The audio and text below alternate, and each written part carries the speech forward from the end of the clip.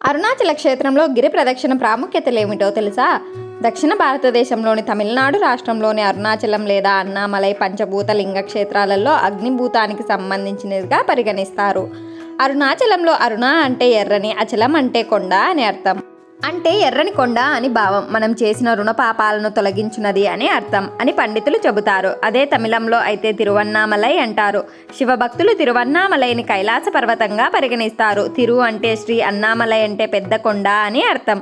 మన దేశంలోనే గొప్ప పుణ్యక్షేత్రాలలో అరుణాచలం ఒకటి. అరుణాచల క్షేత్రంలో పగలు రాత్రి సంధ్యా సమయం ఎర్రని ఎండలో భారీ వర్షం కురుస్తున్నప్పటికీ చలికి గజగజ వణుకుతూ నిత్యం ఎవరో ఒకరు గిరి ప్రదక్షిణ చేస్తూనే ఉంటారు. పురాణాల ప్రకారం గంధర్వులు, దేవతలు, మహర్షులు, శివలోకం, విష్ణులోకం వంటి అన్ని లోకాల వాసులు కూడా తిరువన్నామలైకి వచ్చి భూలోకంలో ఉండే జీవరాశుల రూపంలో ఉండే ఈగ, చీమ, కుక్క, పక్షులు, పశువుల రూపంలో వచ్చి అరుణాచలేశ్వరుడికి గిరి చుట్టూ ప్రదక్షిణాలు చేస్తూ ఉంటారు. అరుణాచలేశ్వరుని జ్యోతిర్లింగ స్వరూపం కావడం వల్ల ఈ గిరి చుట్టూ ప్రదక్షిణ చేయడం వల్ల సాక్షాత్తు శివుని చుట్టూ ప్రదక్షిణ చేసినట్టేనని చాలామంది నమ్మకం. అందుకే రమణ మహర్షి గిరి చుట్టూ ప్రదక్షిణ గురించి, దీని ప్రాముఖ్యత గురించి పదే పదే చెబుతుంటారు. గిరి ప్రదక్షిణ వేళ ఏమి చేయాలంటే, అరుణాచల గిరి ప్రదక్షిణం చేసేవారికి మోక్షం లభిస్తుందని, కోరిన కోరికలన్నీ నెరవేరతాయని చాలామంది నమ్ముతారు. మరీ ముఖ్యంగా పౌర్ణమి రోజున నిండు వెన్నెలలో గిరి ప్రదక్షిణ చేయడం వల్ల జీవితంలో అనేక ప్రయోజనాలు కలుగుతాయని చాలామంది నమ్మకం. ఇలా ప్రదక్షిణకు వెళ్ళేవారు ఏవైనా పండ్లు, నిమ్మకాయలు తీసుకెళ్ళాలి. ఈ ఆలయం పంచభూతాల యొక్క సర్వోన్నతాధికారిగా శివునికి అంకితం చేయబడిన ఆలయాలలో ఒకటిగా పరిగణింపబడుతుంది.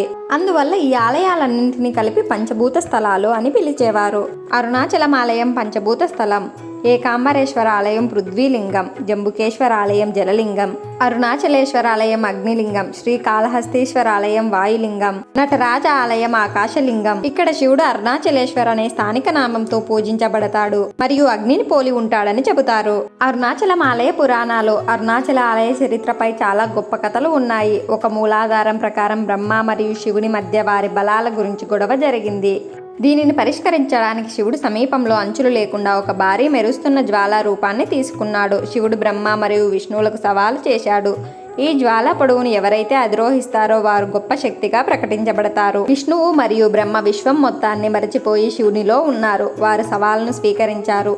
మొదట విష్ణువు పంది రూపాన్ని ధరించి భూమి అంతర్భాగం వైపు ప్రయాణించడం ప్రారంభించాడు.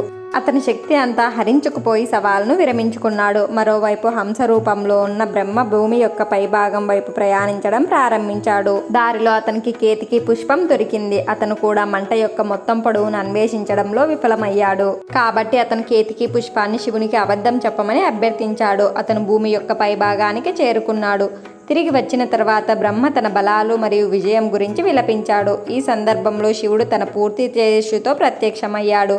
అందుకే ఈ సందర్భంగా శివరాత్రిని జరుపుకుంటారు. ఆపై శివుడు బ్రహ్మను శపించాడు. అతను ఈ భూమిపై మానవులచే పూజించబడడు. ఇది భారతదేశంలో కేవలం అనేక బ్రహ్మ దేవాలయాలకు కారణమని భావిస్తారు.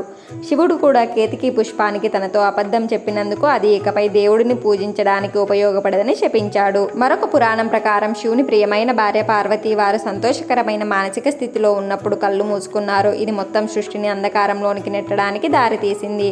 అందుకే పార్వతి తిరువన్నామలై కొండల వద్ద కఠిన తపస్సు చేసింది. సంతోషించిన శివుడు అక్కడ జ్వాలలా కనిపించాడు. పార్వతి అతనికి తోడుగా ఉంది మరియు చివరికి వారు కొండపై విగ్రహాలయ్యారు. ఈ ఆలయాన్ని చోళ రాజ్యానికి చెందిన విజయాల చోజన్ అనే రాజు నిర్మించాడు. మహాబలేశ్వరం ఆలయంతో పాటు అరుణాచలం ఆలయం చోళల కళాత్మక నైపుణ్యాన్ని పోలి ఉంటుంది. ఈ ఆలయంలోని భారీ గోపురాలు ఎంతగానో ఆకట్టుకుంటాయి. ఆలయానికి 4 వైపులా 4 గోపురాలు కనిపిస్తాయి. ఈ ఆలయం తర్వాత విజయనగర పాలకులు మరియు హోయసల రాజులచే పునర్నిర్మించబడింది మరియు పునరుద్ధరించబడింది. మహాశివరాత్రి ఇక్కడ వైభవంగా జరుపుకుంటారు. ఆలయం లోపల మరియు ప్రాంగణం ఓం నమ శివాయ అనే మంత్రోచ్చరణతో ప్రతిధ్వనిస్తుంది. భారతదేశంలోని మిగిలిన దేవాలయాల మాదిరిగా కాకుండా ఇక్కడ ఈ పండుగ రాత్రి సమయంలో జరుపుకుంటారు. దీపాల పండుగలు, కార్తీక దీపం కూడా ఇక్కడ జరుపుకుంటారు. పుణ్యక్షేత్రం శాశ్వతమైన జ్ఞానక్షేత్రంగా పరిగణించబడుతుంది. తన జీవితంలోని అంతిమ సత్యాన్ని కనుగొనాలనుకునే వ్యక్తి ఈ ఆలయం వైపు దారితీస్తాడు. చిదంబరాన్ని దర్శించిన, కాశీలో ఈ లోకాన్ని విడిచిపెట్టిన, తిరువావూరులో జన్మించిన, అరుణాచలాన్ని ఉచ్చరించిన ముక్తిని పొందవచ్చు. 1000 స్తంభాల మండపం ఈ ఆలయాన్ని నిర్మించిన ఆ కళాకారులు మరియు శిల్పులు అద్భుతమైన పనికి సాక్ష్యంగా నిలుస్తుంది. దీన్ని హోయసల రాజు బల్లాల నిర్మించాడు. అరుణగిరినాథుడు చిలక రూపంలో ఈ మండపంలోనే ఉంటాడని నమ్ముతారు.